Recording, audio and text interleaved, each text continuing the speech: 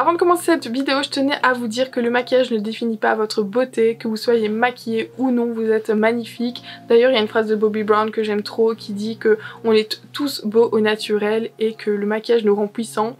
Et je trouve que c'est vrai, le maquillage a ce petit côté magique qui nous donne une meilleure estime de nous-mêmes, une meilleure confiance en nous. Mais d'un côté les gars, quand on se maquille avec l'envie, avec la passion, avec la créativité et encore d'autres qualités. Ça veut dire que quand on se maquille avec une partie de notre personnalité. Donc qu'on place une partie de notre beauté intérieure sur notre beauté extérieure.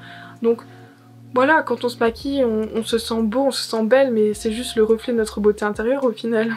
Et puis c'est important de répéter que la beauté est subjective et qu'il y aura toujours quelqu'un qui nous trouvera beau, qui nous trouvera belle sans même qu'on le sache. Et je parle pas de vos parents, donc s'il vous plaît le soir, quand vous vous démaquillez ou même quand vous vous regardez dans le miroir, ne vous dites pas « ah ça je n'aime pas, ça je n'aime pas », non. Regardez tout ce que vous aimez chez vous et vous devez tout aimer chez vous, vous êtes unique, vous êtes beau et vous serez toujours beau aux yeux de quelqu'un. Alors s'il vous plaît, c'est super important, croyez en vous-même, en tout cas moi je crois en vous.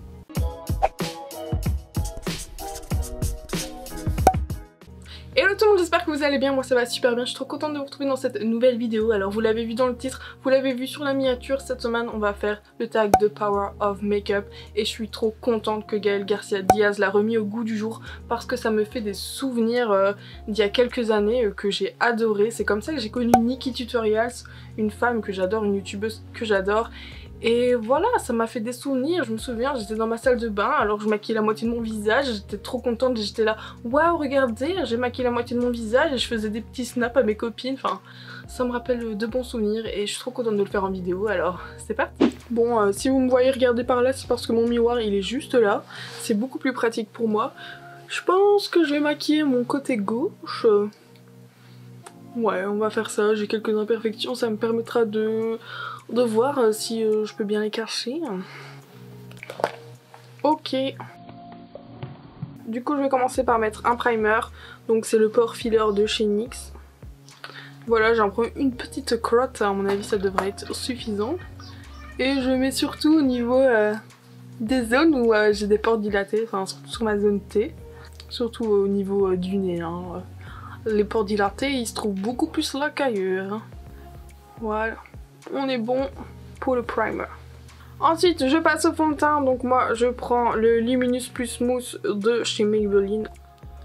Et je vais le mettre sur mon visage. Si vous n'avez pas vu ma vidéo où je fais un crash test entre celui-là, le Luminous de chez Maybelline et le mat, je vous invite fortement à aller le voir, je vous le mettrai dans le petit. Et ouais, pendant toute une journée, je teste ces deux fonds de teint pour voir la différence.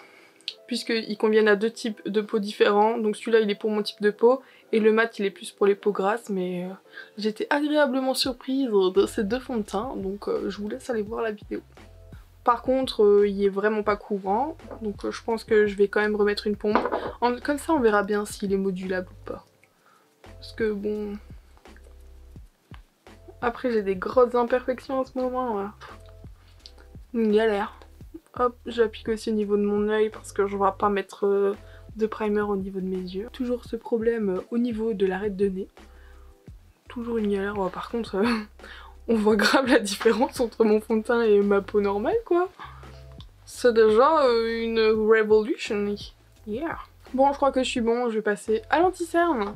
Alors au niveau de mon anti-cerne, je suis en train de finir un anti-cerne de chez Mua Makeup Academy. Je l'avais acheté sur Beauty Bay, je pense. Je l'ai acheté sur Beauty Bay. Il est pas hyper couvrant, mais je sais pas ce que je cherche à un anti-cerne. J'en ai jamais testé un vraiment de bonne qualité. Du coup, mon avis, il est pas très objectif. En fait, c'est même pour ça que je fais jamais mon teint avec vous. Parce que j'utilise pas des produits de fou. Je suis pas une professionnelle du maquillage. J'adore travailler le maquillage sur mes yeux. J'adore montrer ce que je fais sur mes yeux. Mais je me sens pas légitime de tout le temps montrer mon teint. Donc ouais. Vous voyez, c'est pas un anti-cerne de fou malade. Mais bon, ça me dérange pas. Je vais juste en remettre un tout petit peu là parce que je vois que je suis fatiguée en ce moment. Ouh, voilà, on est good. Une fois que j'ai fini, je viens poudrer mon teint. Donc c'est une poudre de chez Révolution que je viens simplement mettre dans un ancien récipient de poudre. Et j'en prélève et puis j'en mets sur mon visage, tout simplement. J'en ai beaucoup trop mis. Mais bon, voilà. Je mets de la poudre tout simplement. Une fois mon teint poudré, je passe au bronzer et au blush et j'utilise cette palette là. C'est une palette que j'ai achetée chez Paris XL. Pour les Français, l'équivalent on va dire que c'est Nocibé, donc c'est une parfumerie qui vend aussi du maquillage. Et c'est ma mère qui me l'avait offert à Noël. Du coup ça m'a fait rire au début parce que je trouvais vraiment que ça faisait une petite palette pour enfants. Mais au final j'avais besoin d'un bronzer, j'avais plus de bronzer et j'ai utilisé le bronzer de cette palette. Et je trouve qu'il est vraiment parfait pour moi. Il est ni chaud ni trop froid, il est pas pigmenté de ouf donc ça me permet quand même de bien le travailler. Et voilà, je trouvais ça parfait. Et puis les blushs ils sont sympas, ils sont juste un petit peu pailletés. Bon ça se voit pas vu que bon c'est pas de la top qualité mais vraiment très sympa cette palette pour me dépanner. Maquillez-vous avec du maquillage d'enfant, c'est top.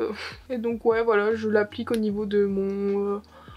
de l'endroit où on met du bronzer. Vous voyez pourquoi je fais pas de trucs teint là, je ne sais pas m'exprimer sur le teint. Donc, je sais pas si vous voyez bien à la caméra. Mais la couleur, en tout cas en vrai, elle est pas orangée ni rien. Elle est vraiment, je trouve, parfaite. Je l'aime vraiment beaucoup. Et donc j'en applique aussi au niveau de mes tempes. Enfin, de mon front et de mes tempes. Et j'en mets un peu en dessous pour définir mon visage. Ensuite je prends un pinceau, je reprends mon bronzer et j'en mets en dessous de ma bouche. Je viens retravailler mon nez. Bon normalement c'est censé être très naturel mais je me foire très souvent. Et d'habitude j'en mets aussi un peu dans mon creux au-dessus de ma bouche là. Je sais pas comment ça s'appelle. Et voilà. Ensuite je prends un des blushs de la palette. Généralement je fais un peu au pif.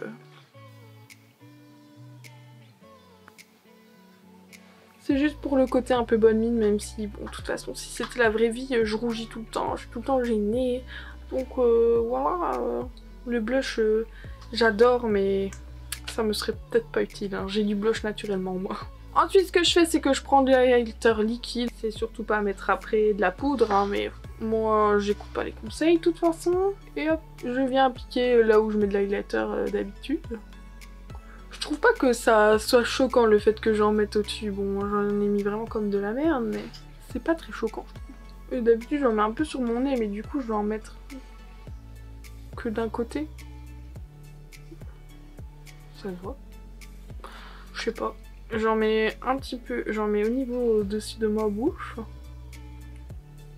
Ça, j'aime vraiment bien faire. Mettre de l'highlighter au-dessus de mon arc de Cupidon de bouche. Je trouve ça trop.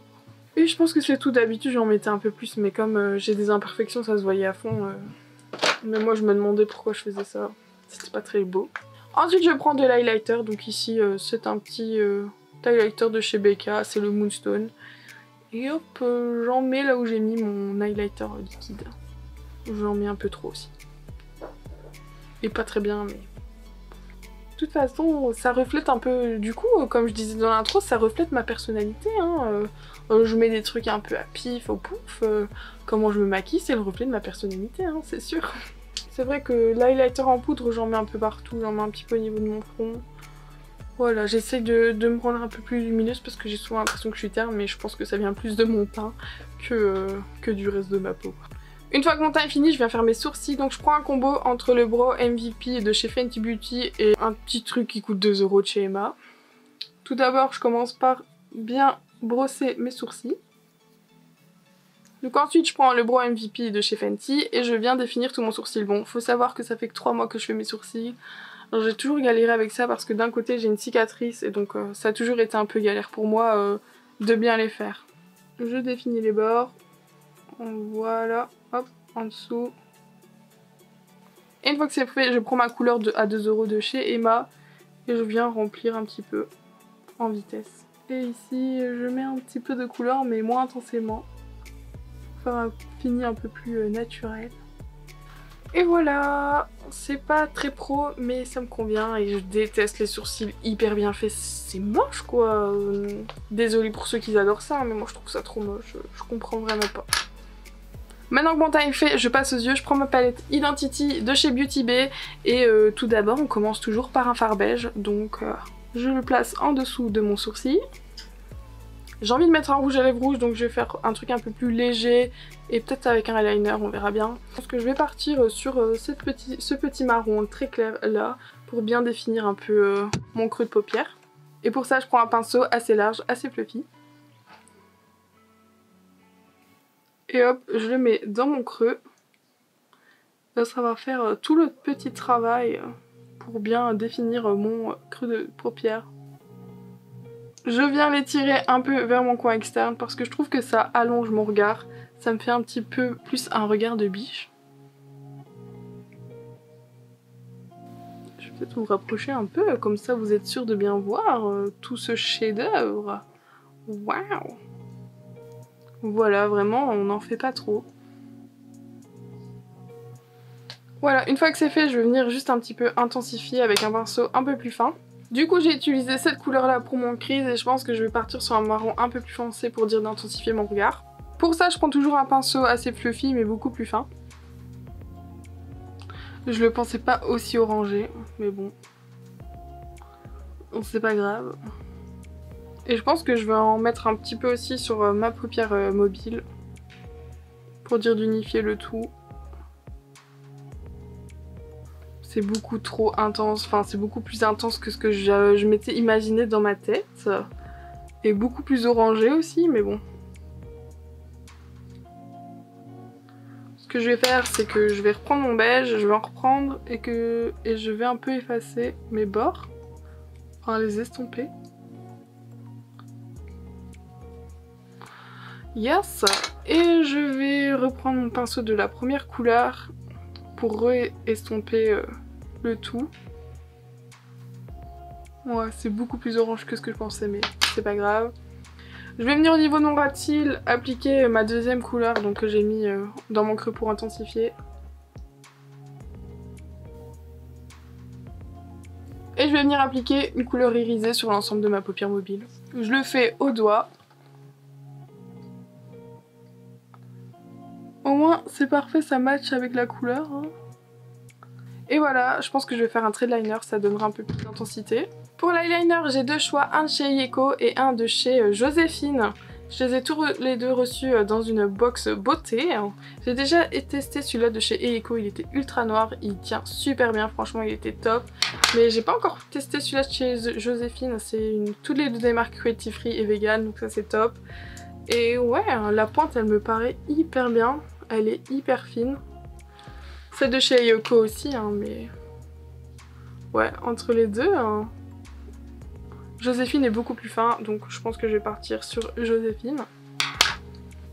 Bon, j'ai pas l'habitude de faire un eyeliner comme ça en freestyle, d'habitude mon astuce à moi c'est de poser mon coude pour avoir plus de stabilité, mais bon là j'ai pas la possibilité de poser mon coude, donc j'espère que ça va aller. Moi ce que je fais pour mon eyeliner c'est que je commence par mon coin interne. Ah j'aime bien, il est bien noir. Oh, j'ai fait un truc pas beau. Quand je vous dis que j'ai besoin de stabilité, je fais un petit pont là.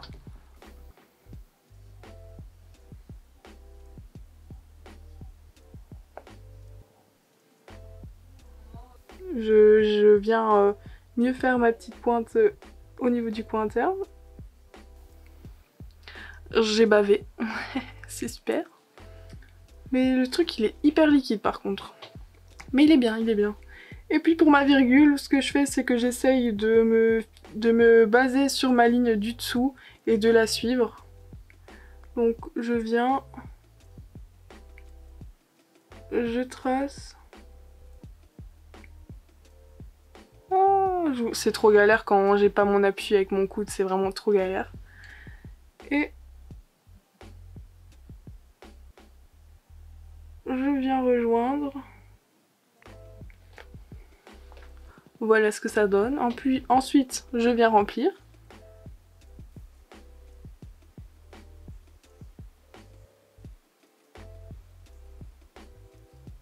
Et je viens bien rejoindre ma wings avec mon liner. Ce que je fais ensuite, c'est que je passe mon liner au niveau de mon ras de cils supérieur. Donc vraiment, je le passe dedans. Et voilà pour mon cat eye.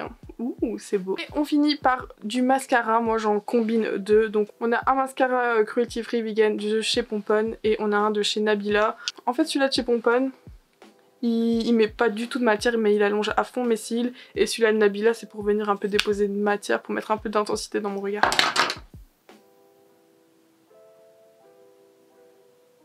Je vais aussi en mettre au niveau de mes cils inférieurs. Et puis j'intensifie avec celui-là de chez Nabila. Bon, maintenant que c'est fait, je trouve que ça me manque un peu de bronzer et ça me manque un peu de blush. Donc je vais en rajouter un petit peu.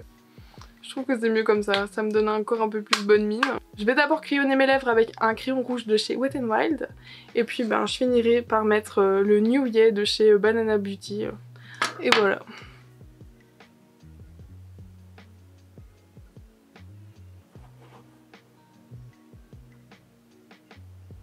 J'applique le nouillet de chez Banana.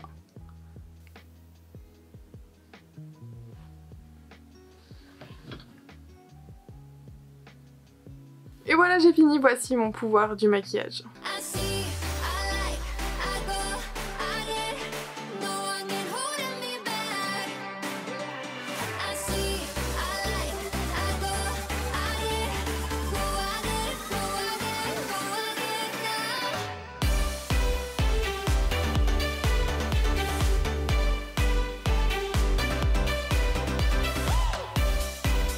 Et voilà mon pouvoir du maquillage, j'espère vraiment que cette vidéo vous a plu et que vous comprenez maintenant pourquoi je me sens pas très légitime de montrer mon temps en vidéo vu que c'est vraiment le gros bordel. J'ai pas vraiment des produits hyper qualitatifs de ouf. J'ai pas besoin de maquillage super cher pour me maquiller et ça me convient très bien comme ça. Et j'en suis très heureuse. Et puis voilà. Et voilà, c'est la fin de cette vidéo. J'espère vraiment qu'elle vous aura plu. Si c'est le cas, n'oubliez pas de me mettre un petit pouce bleu, à me laisser un commentaire, je répondrai avec grand plaisir. Et à vous abonner si c'est pas encore le cas. Vous pouvez aussi venir me suivre sur Instagram. Je fais du lifestyle, du cooking, de la positivité, des make-up. Alors voilà, venez me suivre. Et puis nous on se retrouve mercredi pour une nouvelle vidéo. Ciao!